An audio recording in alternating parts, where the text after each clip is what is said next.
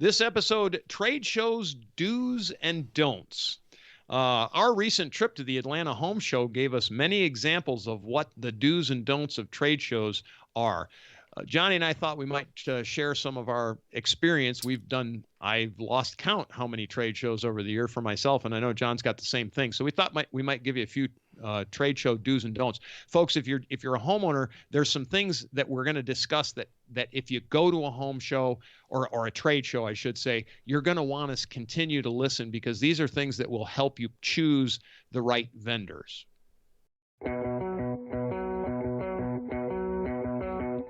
Welcome to the Handyman Pros Radio Show, home improvement and maintenance tips from the pros.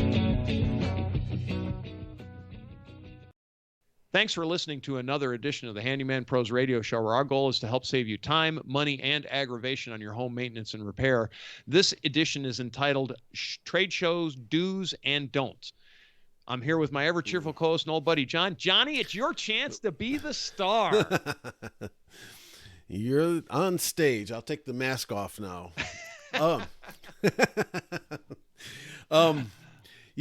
We went to the Atlanta Home Show. Yep. And like your intro said, we wanted to we made a couple of observations, and I'll speak for myself. Is that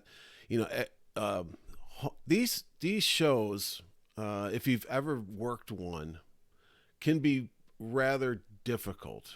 They are. You're on your feet all day. You have to put on the happy face, and you have to engage people. But it is what it is. It's a trade show. It's a marketing event and a sales event.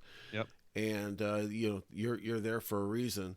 But and these shows are not inexpensive, are they, John? I mean, even this small show was big money to be there. I mean, exactly. And these companies will spend anywhere from $10,000 for a small booth space to the sky's the limit. Okay, I've been to shows where it's been millions and millions. But one of the things is that you see, and I don't know how many of our audience participates in this, as they go to them or they're actually vendors at these shows. But one of the things that really is a turnoff, especially from a management perspective, when I was a manager, when you're just not paying attention to the crowd, right? And it really does shine through, if you will, with the people that are walking around. Yeah. A lot of people, they don't want to be, they try to walk around incognito. They want to be approached, but yet they do want to be approached. They do want to ask questions. And a lot of people are a little, because they don't know your product like you know your product. Correct. And they don't even know, like sometimes they don't even know they have the need. One thing I do want to say just straight away is when you go to these trade shows as a vendor, you have to be, and John, you just said this, you have to be on all day long because you are the representative for your company at that show. Mm-hmm. Why is this important to a homeowner? Well, how someone engages with the public at a public event really, to me, is a representation of how they're going to do business with you. And as you know, John, we talk about it all the time, but in the construction trades businesses, and which is what there was a lot of the construction trades businesses at this show, there's horror stories just left and right and up and down and all over the place. And if somebody is nonchalant or is not engaging, it just to me is an example of a company that I personally probably will not do business with. I do want to make an add-on. So when people walk around these shows, when we went to this show, we had specific things that we were looking for. So I don't know what you were doing when I was walking around this show, but when we were going up to booths that I know we had no interest in even really finding out any more information, I did the old avert the eyes. I basically did not look at their booth because I did not want to engage with those people at all. Mm-hmm. There were other times when we'd walk by those booths and we did want to engage. And what happened, John? I mean, there were a number of different things that happened. Well, folks, from behind the scenes is what what we wanted to do, we looked at who was going to be at this show before we went, because on Correct. the website all the vendors are posted there. And we had picked out a number of them, and then we kind of walked around that area and just kind of overviewed it. And since we weren't going to be there all weekend, we wanted to get down to brass tacks and talk to certain people. But there was some people we wanted to talk to that just did not engage us, even though we're standing there looking in their booth, or they weren't even in the booth. Yeah, we walked by one booth that there was nobody there, and we were there we weren't there 10 hours, but we were there at least 6 or 7 hours. They never had a person that we could see in the booth. Now, I mean, walking around the show, maybe they did, but they were kind of close to the entrance, which is a premium spot, by the way, folks. From the business side, you pay extra money to be next to the entrances because that's just how it works, because everybody walks by you. Nobody in the booth. And the products that I saw there, I was actually really interested to find out more information about the products. Maybe not for myself, but we were hunting up resources for our local handyman business, right, John? I mean, that was one of the other things. We were looking to do some networking at the show because there's just things that we don't do. And so we were trying to find, quality people ourselves to actually do some networking with. And so we because John and I are old sales guys, and again, we've done probably 1,000 shows between the two of us, and we both were mentioning how glad we weren't doing trade shows anymore, because it's really hard work. I'm not gonna lie. Do it right is really hard work. It is. And so with that, we have a high standard, but there were just, there were just a lot of things there. And this is why we wanted to discuss, if you're thinking about going to a home show, or you go to a home show and you're trying to find vendors, we feel these are important tips. And so one is engage with that customer, right? We just talked about it. Somebody walks by and they stand there and they look at your booth. Yeah. Get off your cell phone, get off talking to your coworker and say, hey folks, is there any questions I can answer for you? Anything like that. Engage with the customer, Hey, what do you know about our products? Or what are you looking to do something, or whatever? They engage with a question, right, John? Yeah. It shocked me. Yeah, it did. Some of these are big local companies. Yeah. Yeah. Boy, as an ex-manager, I hate it. Boy, that would really set me off.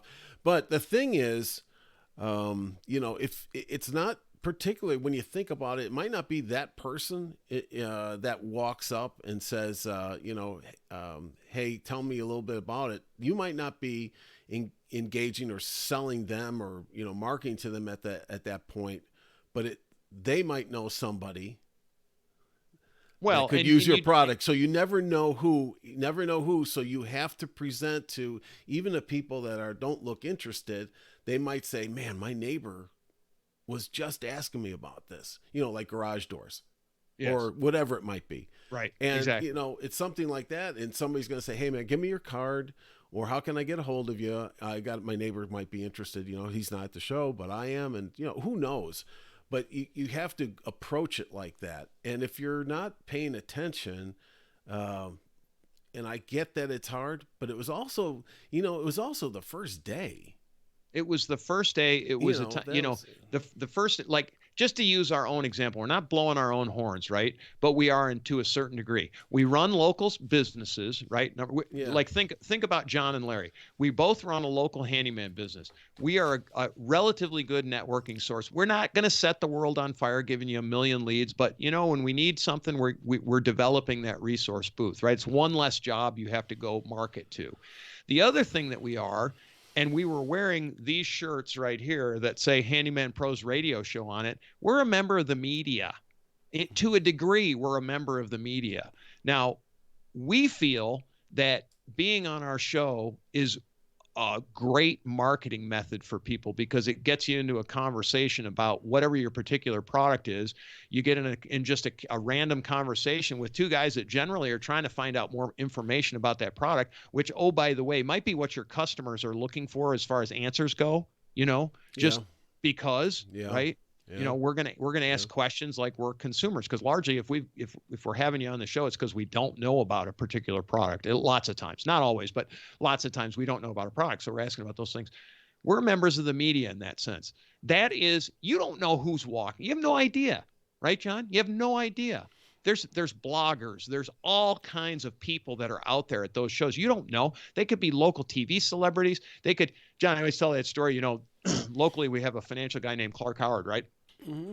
So one day, John and I, we're out at our flying field. This is when the flying field still existed. Anyway, we're not going to get into that story. But I'm out at the flying field. And this guy's asking all these questions, and I'm listening to him. I'm like, "Sir, have we met before?" And he goes, "No, I don't think so." I said, "What is your name?" He says, "My name's Clark."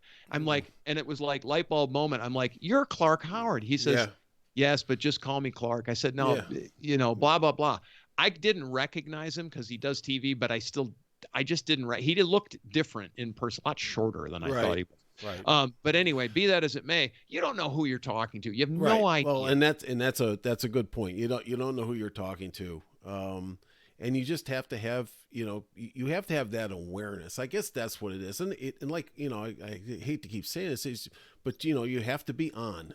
It's a tough job. But you have to be on. And, like you said, you just never know who you're going to be talking to. I looked at it in a couple of, when we went to the show, I want to engage with people for a couple of things. One was my own knowledge and my edification of what these new products are. Right. Referrals that I can throw them. I've already thrown them, some of these guys already some work. Yep. Sure. And then the third thing is, it helps our customers. Okay. And also the amount of the handymen that we have that listen to this show. I was also keeping my ear to the track on things that they could pick up. They could pick up. Yep. Right. And they could help with, and make some money off of as well, helping their customers. So that was a couple other things, and we'll pass that along. We had another segment here, but we'll talk about that as we're going to well. have some interviews from the show. Yeah, we're going to have some people on that have some products that handymen can use. So exactly. So but it's also to bring them the knowledge, to help their customers, and that's what the whole thing is all about, right? So, but once again, you just don't know who's who. Now, when we walked around and we were asking people, part of the thing is that we want to help them too, right, by utilizing our show to get, put themselves out there and, use it as a sales marketing tool or whatever they want to do. But, but when you walk by and you don't see any activity coming your way. Yeah.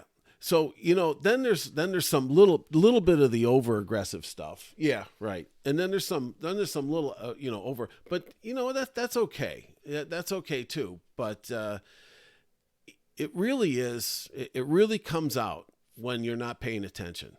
Right. Let's just put it that way. People notice. We went by one booth, swear to God, one of the, I can't remember what, it was a big local company here in Atlanta. I can't remember if it was HVAC or whatever. There were 5 or 6 people in the booth. There were 5 or 6 people on their phones with nearly their back turned to the crowds. They were all sideways to the like this. Yeah, that made no sense. That made no sense. I was just like, really? Yeah. Like, that doesn't cut it. Okay, so wow. But because that's a lot of money there. When you think about it. Yeah, they had a big booth. So they had a considerable investment. They had a considerable investment in that. Anyway, let's get more positive, Johnny. So let's do some real do's. If you're contemplating, let's say you're in the business and you're contemplating going and doing a trade show. First things you need are what? What's the first thing you need, John? That, in my opinion, you need a good EP, right? Elevator pitch. Yeah, you need to have you have that shtick down. You need to have it down. It needs to make sense. It can't be phonied up. Most companies already have their elevator pitch that they're going to teach you if you're a salesman, or a positioning statement in the marketplace, or what makes you better than the next guy. That kind of thing. Yep. and you know it. You need to be able to impart that on somebody quickly. You know, to Yep. catch their attention, keep them there. You need to have something to hand them, like a brochure, or something that they can take with them. Yep. Many times it can be I used to do things that were small so that they didn't have to carry them around with them. They could stick them in their pocket like cards. Yep. I used to have specific cards made up, like business cards that were not business cards, but they were kind of like a mini brochure type of thing made specifically for that, so that they didn't have to, you know, because everybody's walking around with a whole stack of papers, and they're, you know, what are you going to do with that? Toss it, you know. Toss it. Yep. But, you know, you come home and it's like you're opening up your pocket, and like I did the other day, you know, here's a whole bunch of business cards I got here, the ones I didn't take pictures of, and use some electronic devices, you know, so that you can be found again. Right. One of my biggest things is a follow-up. Most people, one of the things that happens at these shows is you engage with somebody, and then it just disappears. Poof. Yep. Poof. After, you know, because in theory you're overwhelmed. Actually, as a salesperson, if the show is a good show, you're overwhelmed. You've got a lot of contacts. And the opposite on the prospect too. They're overwhelmed. Right. And you have to be able to stick out at that point. But, you know, when you part company at these shows, it's like and then you go their separate ways. And then 1 week slides into a month, into, you know, then nobody remembers anybody. So you need to be real action orientated to take down contact information, whether it's on your business cards, however you do that, and get back to them right away and keep the conversation going, because it gets stale real quick. You'll forget it even by the next day. Honestly, exactly. At a big show. So we, you know, when we used to walk around some of these great big shows, when we were at McCormick Place in Chicago, with 120,000 people, you know, that kind of, we would take pictures of their business card, and then we used to upload it to the cloud, like on Google or something. But we used to just use our phones to add information on each one of those cards, like just talk into their phone, because you can do that, and it would just transcribe it onto that picture and up to the cloud, and then we'd get back, so we knew exactly what the conversations were we were doing, what we had with that person, and that all that contact information was there, so we get back to them. But you have to be really cognizant of it, because things can get really hectic. Yes. And yes, they can. The and next thing there's you know, so many people. Yeah, then they're gone. And right. Then they're gone. So, you know, that's kind of my advice to, you know. My low-tech advice is make sure when you have a business card printed that it's on a stock that can be written on. Absolutely. So that somebody can make notes for themselves, and have a couple of pens in your pocket. If somebody wants to make notes, let them make notes on that card, because they'll, again, to John's point, that thing goes in their pocket. And it's twofold, right? So they pull that thing out and they go, "Oh, these guys always right." Yep.